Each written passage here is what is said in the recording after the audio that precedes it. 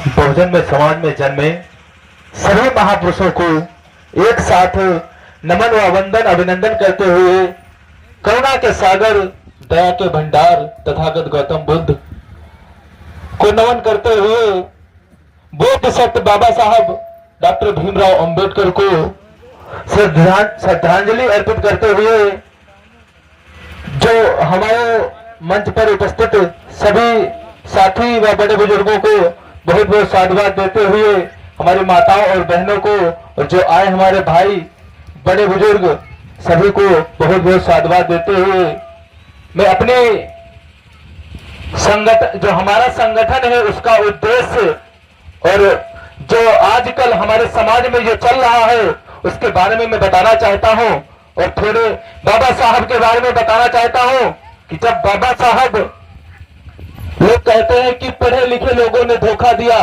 और सभी लोग कहते हैं कि पढ़े लिखे लोगों ने धोखा दिया। बाबा साहब ने भी कहा था कि पढ़े लिखे लोगों ने धोखा दिया, लेकिन ये किसी को नहीं मालूम बाबा साहब ने ये बात क्यों कही थी। 18 मार्च 1956 को आगरा में जब मीटिंग चल रही थी तब वहां पर बाबा साहब ने ये बात कही थी और उसके साथ में भी उन्होंने बहुत रोया। क्यों रोया कि जब वहां पर मीटिंग चल रही थी तो वहां पर लोगों ने उनको बुलाया था और वहां पर पुरस्कार के रूप में उनको 5,000 रुपए देने की बात कही गई थी कि जो 5,000 रुपए दिए जाएंगे जहां पर मीटिंग चल रही थी वो पैसा उस मीटिंग हाल बनाने के लिए वो पैसा एकत्रित किया गया था। 1956 में 5,000 रुपए बहुत थे, इस समय के 50,000, उस समय 5,000।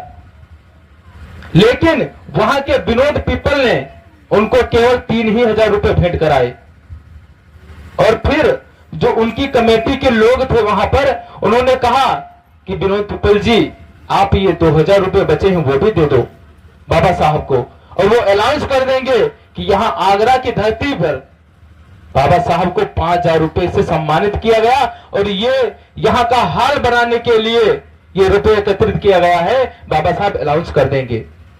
तो विनोद पीपल ने क्या कहा कि ये जो आदमी खड़ा है ये हमारे मिशन को आगे ले जाने के लिए नहीं, ये अपनी जेब खर्च के लिए खड़ा है, ये हमारे समाज को क्या आगे ले जाएगा, ये लीडर नहीं हम लोगों का प्लीडर है।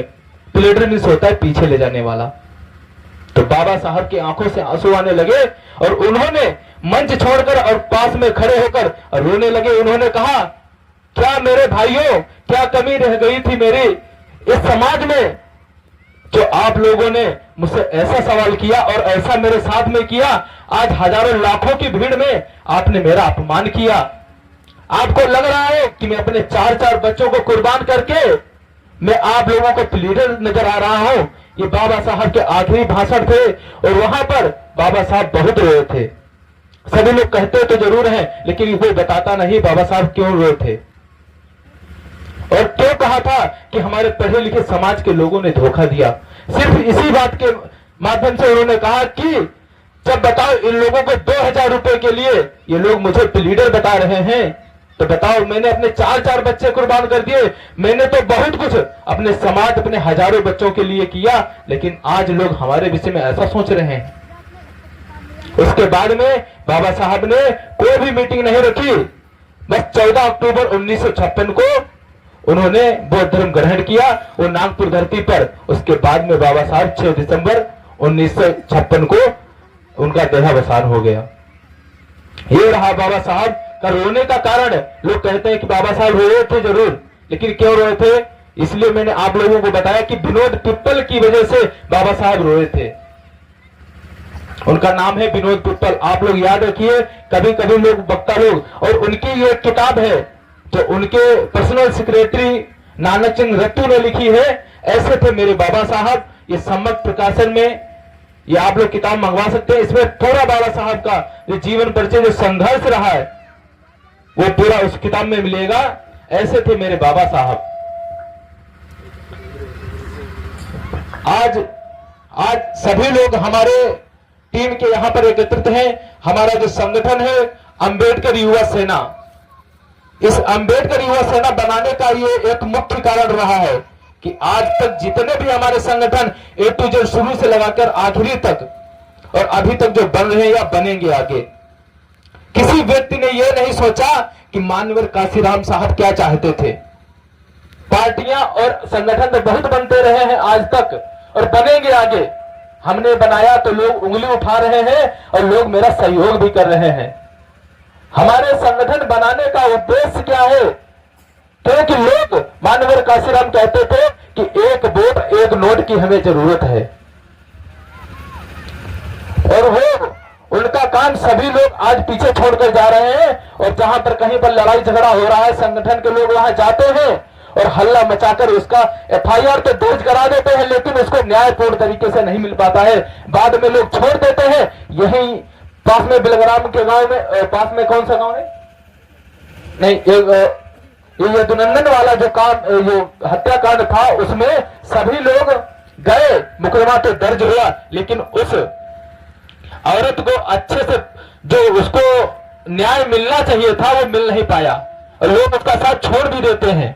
कोई भी साथी हो, मुकदमा तो तुरंत दर्ज करा देते हैं। मुकदमा दर्ज कराने से कुछ नहीं होता है, उसका साथ आखिरी तक दो, उसको न्याय दिलाने का काम करो। और न्याय दिलाने के लिए सभी लोग पीछे हट जाते हैं। जो हमारे संगठन का उद्देश्य यही है, अगर आपके साथ में मैं जुड़ूंगा तो शुरू से लेकर आखिरी तक जुड़ूंगा, जब तक उसको न्याय ना दिला दूं। और हमारी टीम आज तक जो 5 राज्यों में काम करने लगी है, अभी संगठन को बनाए काफी दिन नहीं हुआ, बहुत ज्यादा 2-3 महीने हुआ है। हमारी टीम मध्य प्रदेश, महाराष्ट्र, राजस्थान और यूपी 3-4 राज्यों में काम करे और यूपी के 10 जिलों में काम कर रही है, और वो भी हमारे नेतृत्व में, हमारे नेतृत्व में नहीं, हमारे साथियों के नेतृत्व में। सभी लोग गांव-गांव जाकर, इस समय हरदोई जिले के कम से कम 30-40 गांव हो गए हैं, जिसमें हमारी टीम पहुंचकर और लोगों से मिलती है। माननीय काशीराम साहब का जो सपना था, उसी सपने पर काम कर रही है कि घर घर जाओ और लोगों से मिलो, उसकी क्या समस्या है, उस समस्या को लेकर दिल्ली तक पहुंचाओ। जब हमारा साथी हर महीने में आपके पास जाएगा, जितने भी महीने हैं, 12 महीनों में हमारी टीम हरदोई जिले के हर गांव में, जिस गांव में हमारे SC ST OBC के लोग रहते हैं, हर गांव में हमारी टीम जा रही है और जाती रहेगी। हर महीने में अलग अलग बांट दिया जाएगा कि 5-5